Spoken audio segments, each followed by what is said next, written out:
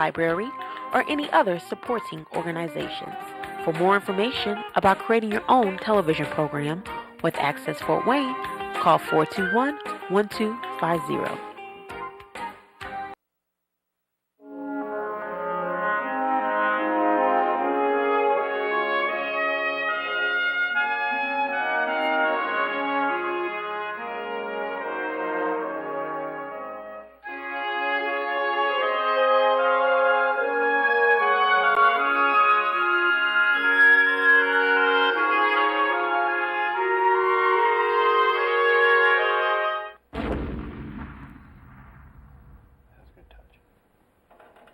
Hello, and welcome to our show, The American Veteran. I'm Dale Parrish, your host.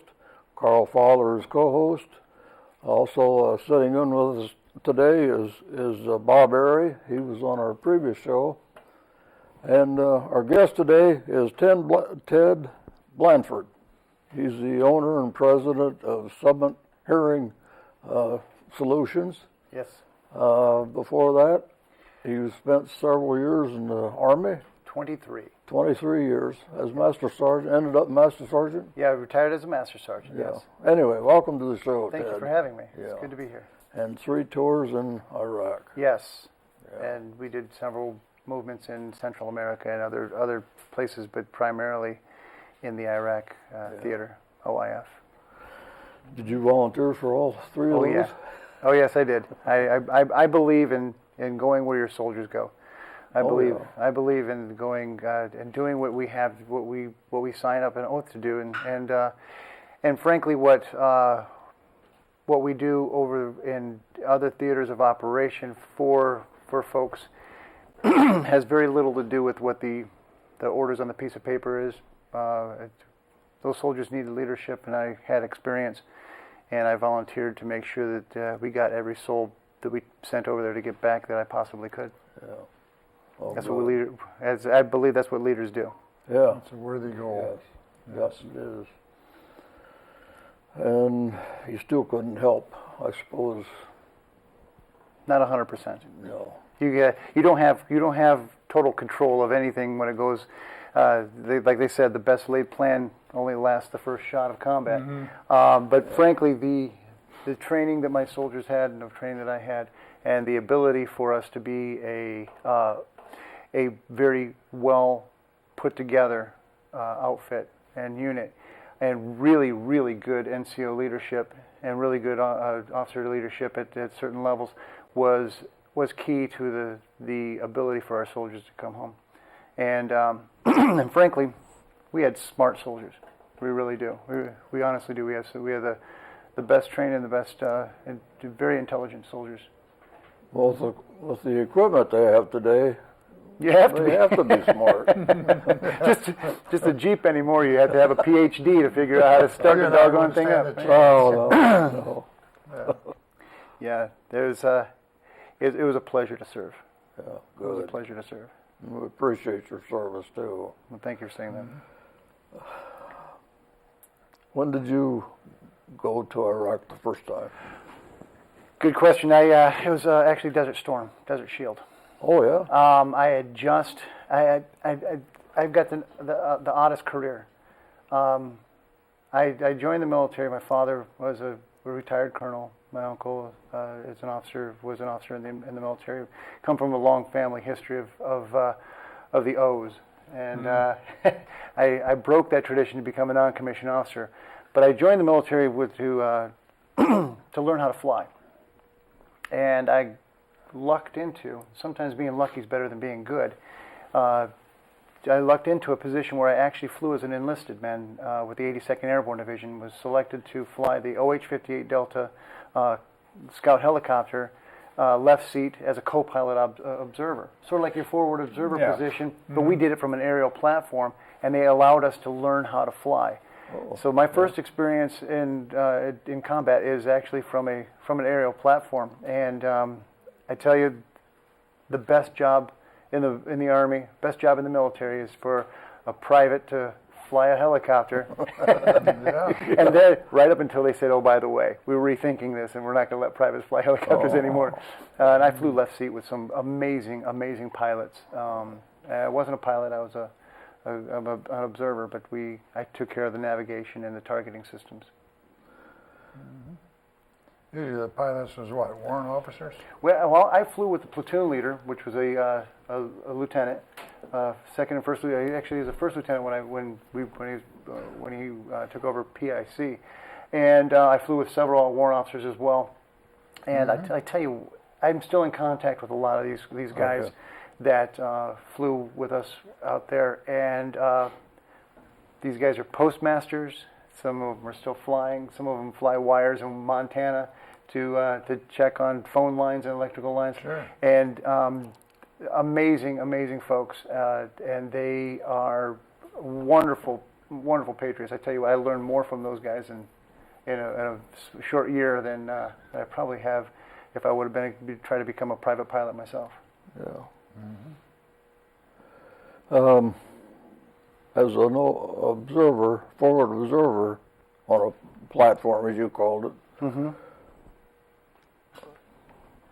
he was getting requests from the ground to see what's Absolutely. up ahead, or What we did as an Aero Scout, and they call it Scout Weapons Teams, or my job was actually called an Aero Scout Observer.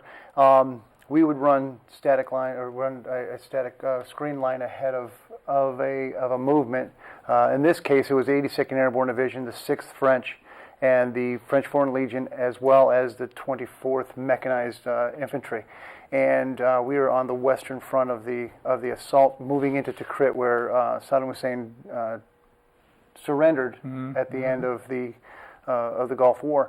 And our job was to fly forward, find the bad guys, and do something similar to avoidance patrol, because we weren't armed. We had no arm. At this time, it was an unarmed aircraft, and the only thing we had was a 9mm each on board, and we had our Cobra that was flying ahead of us as support, or above us as support. So we had to sneak around to find the bad guys and make sure it's clear and there's no surprises for the ground troops that would be following on. yeah. Did they have GPS then? The beginning of GPS, and it was called ATHS and AHARS. We would plug in 8-digit grid coordinates, and we'd literally on my screen in front of me put a box in so where we knew, or a trail that we'd fly, and it gave us an 8-digit grid coordinate for where we were. As long as we had 7 satellites at one time, and no less than 3, and they didn't have as many. They didn't have the traffic jam up there in the space that they do now. So it was spotty at times, but we all learned how to read a map in the desert, which wasn't all that accurate. You don't have any landmarks, do you? It didn't really help us a whole lot to look at the map and say, it's brown and it's brown out there, so we guess we're in the right spot. Okay. Within several hundred miles of the same sort of Exactly. spot, yeah. So we had some GPS. It was the beginning of GPS, and it was a challenge. But I tell you what, we had some fantastic NCOs that kept us on track. Good. I remember sitting at home watching a lot of that on TV. Yeah. The first 24-hour reality show basically was the Gulf War at that time. Embedded reporters and continuous coverage of what was going on. Yeah, because I was worried of what you guys was going to run into. We knew nothing about the Iraqi army to speak of. You're right, and we didn't either. We had no clue. Yeah.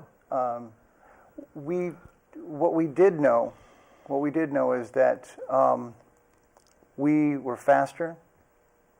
We knew that we had better firepower, and we knew that we were very well organized and very well trained. And we had an eager force. Not that we were going out there to lay waste to the landscape. We had an eager force to get in there, get it done, and get home. And that was really encouraging, because we knew that we could win. We had a strong belief in our system, in ourselves, that we knew that we had what it took to take care of business on a very quick manner, and we did. It was 100 hours, was it? Yeah, something like that. You had pretty strong commanders there too. Yes, we did. I think we had mentioned something about some differences in leadership from the Vietnam War to General Schwarzkopf, and rest his soul. Probably one of the strongest general officers coming out of the West Point in any manner, and he was a lieutenant in Vietnam. I think a lot of the officers, general officers that ran those wars, especially in the beginning, were platoon commanders in Vietnam, and Colin Powell was another one. And they learned that that's not the way they needed to do it.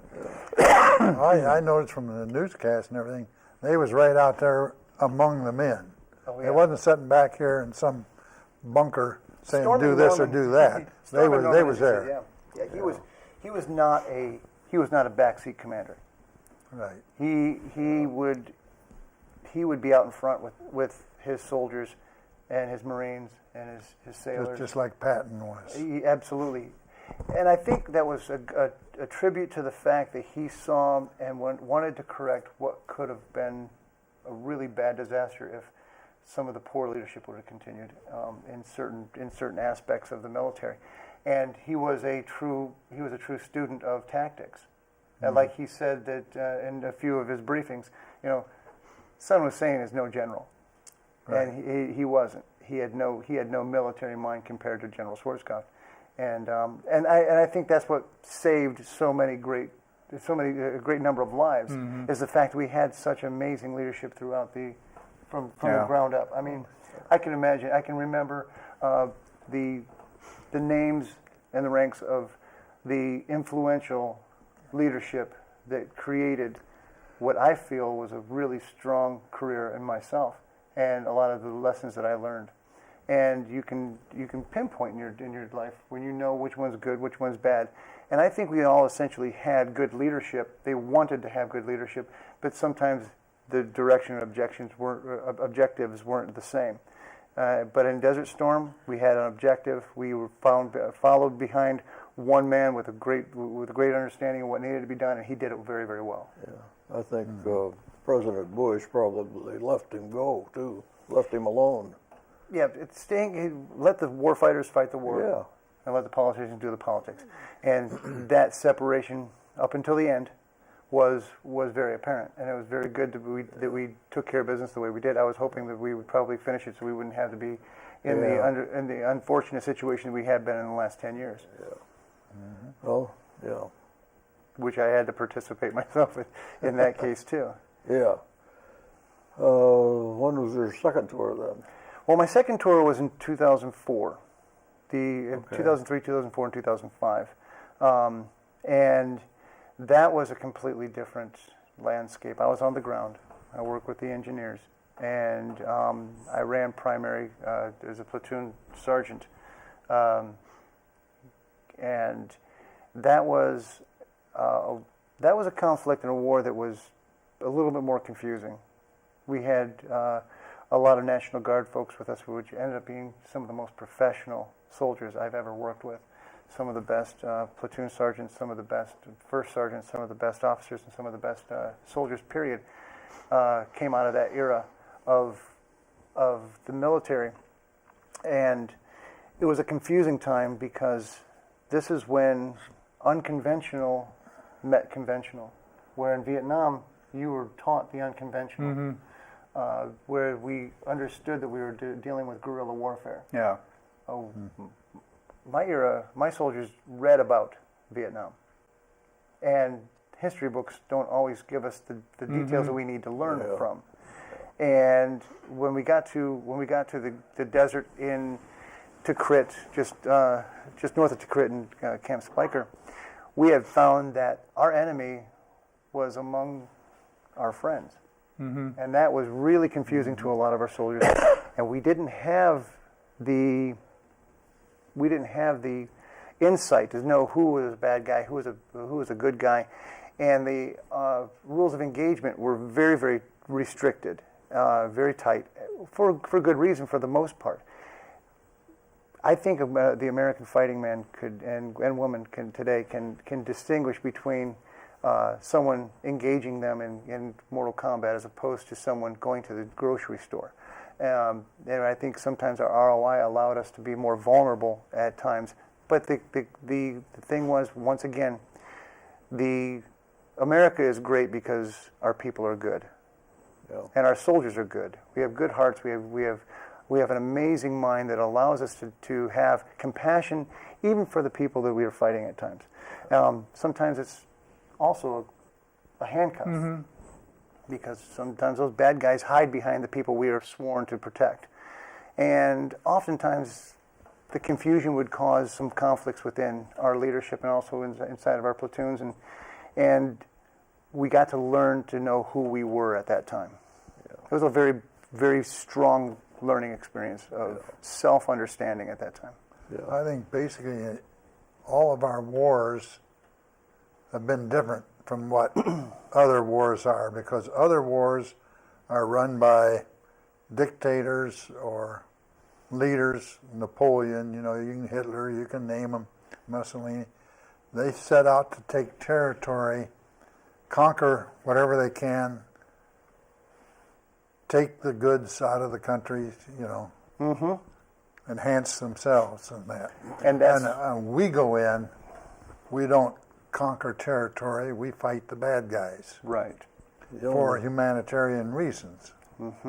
And that sets us apart, I think, from just about anybody. It does. It really does. And that's what makes our country such an amazing place to be. And that's where I kind of argue the world police argument, whereas we don't want to police the world, but there's got to be somebody riding in with a little bit of shining armor to be able to, because you're right, there's the dictators and the wars of the past, and the wars were to gain wealth. Right. America, capture oil fields, whatever, America coined the phrase "making money." But we create our own wealth. We are a nation of people that want to have a freedom to be able to do what we can to make ourselves better today than we were yesterday, and be better tomorrow than we are today. And we want to be able to protect those that can't protect themselves. It backfires quite often. That's a tough job. The only thing they ask for is ground to bury their dead. That's the only thing we ask for. This country. Yes. One of the things that one of my more wonderful experiences in the military is I got a chance to place my feet on the ground that you guys had a chance to in Korea. I spent 2 years also in Korea, and at that time, when I was transitioning from aviation to medical, I was in charge of blood donor centers and the laboratories and the autopsy services for the Republic of Korea. And that's where I got a lot of my medical training. And I tell you, a similar but not quite the same culture as the Vietnamese. Oh yeah. It's a pleasure to me to be able to interact with different cultures. And a similar peninsula, a similar division of lines. It's as we see diversity, we see a lot of things becoming the same. And in the military, we have the understanding of what true diversity is. From Korean soldiers, Katusas, the Korean augmentees of the United States Army, as you had with the Rock Marines. The Rock Marines. Oh, that's a I know. tough unit. Those guys they're no joke. Yeah. And there's arguments out there today about American exceptionalism, and I believe that we are, because of exactly what you said. We're not there to conquer.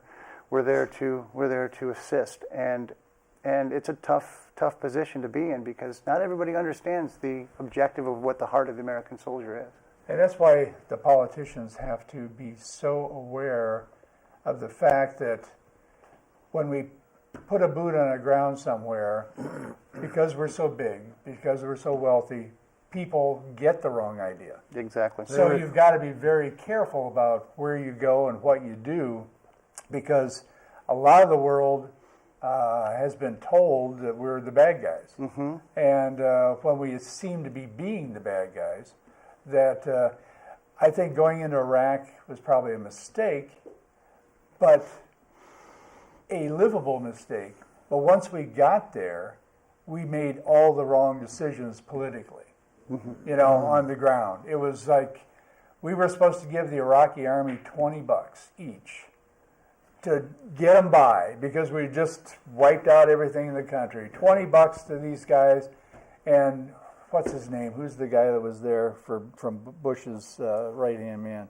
Can't think of his name, but he got rid. He says, no, we're not going to give him that $20. Just turn it would have loose. been nothing to us to give him $20, and the Iraqi army still had their weapons. Mm-hmm. And you just turned off 20,000 guys who would have been there to help you rebuild the country. They would have. That's why it was such a confusing time. Yeah. We have debate after debate after debate after debate of is it right, is it wrong? There's never been a war where a soldier wants to go to. Yeah. Right.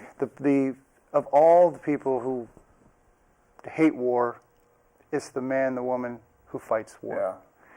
And when we're dealing with decisions being made, you suck it up and you drive on. Mm-hmm. You do what your job is to do, and not concern yourselves about the political implications until the mission's complete. And then when you become a civilian, old and fat and bald like I am now, we can look back at it and debate whether it was right or wrong and understand it, and hopefully learn from that experience so we don't make the same mistakes twice. So we don't walk in the wrong footsteps that we did before. And honestly, given the opportunity, allowing some of those incredibly intelligent soldiers like yourself and Marines that have learned those lessons to become the leaders of our other side of the aisle, I think we'd be better off. I think we'd have an opportunity to make a huge contribution to what we are today. Yeah, I think you're right there. It just seems that the political situation we're in now is such that we don't really allow any thought. We're just reacting to these buzzwords. And Congress and the people actually run the wars, give the money for the wars. Very few of them or their family is going to be there. They don't experience it. Yeah, I was going to say, fewer and fewer veterans are in politics. Yeah, and I think, every day. And part of the problem is they've grown sour about the whole thing. They really have. And so they'll come back and there'll be parades and stuff, and everybody meets them at the airport. But after that, they're dropped. Yeah. They're dropped on their own. Yeah. Yep, they're on their own. And I think that's where if we have awareness of understanding who our soldiers are, why we do what we do, and have the core understanding that, again, we are a great nation of good, strong people. And if we can just take away the discourse and start the debate, we can actually find ourselves back on track. And you said something about thinking. Mm-hmm. I can't remember who said it, but there's a quote out there that says, 2% of the world actually think. 3% think they think, and 95% of the people would rather die than think. Yeah. Because we have a lot of activity in our brain, but we're stopping our ability to learn, really be a thinking nation, because of all the buzzwords, because of all these cliches that we want to be this or be that. We need to start thinking about who we are and look back into our history of the strong leadership that we created ourselves to be. And we have those people here today. We have those leaders here today. Some are being born now, but we have soldiers that I know for a fact that have a wonderful mind and a great heart for America that can be a leadership for the future, and they're still doing it. Yeah. That's why our military is the best in the world, because they teach you to think for yourself. That's the key to the whole thing. Is when you're out there, you want people who are intelligent. Yeah. I know during Vietnam, the draftees went to Vietnam or they went to Germany. They sent the smart ones to Vietnam. Mm-hmm. You know, because they want people out there that can cipher things. Yeah. You know, figure it out. And I think the military taught me a great deal of lessons. My dream was to be an NFL quarterback. Mine too. Yeah. Yeah, we could have played it. You know, I had a good arm. I thought I could do it, and I didn't realize that you didn't just go to college and become a pro quarterback on your arm alone. You actually had to have a mind. And I decided at that time, where I didn't learn to think in high school, and I was arrogant in my belief that I could just do it on my athletic ability alone, I had to learn to do something. And the military was there to give me structure, Yep.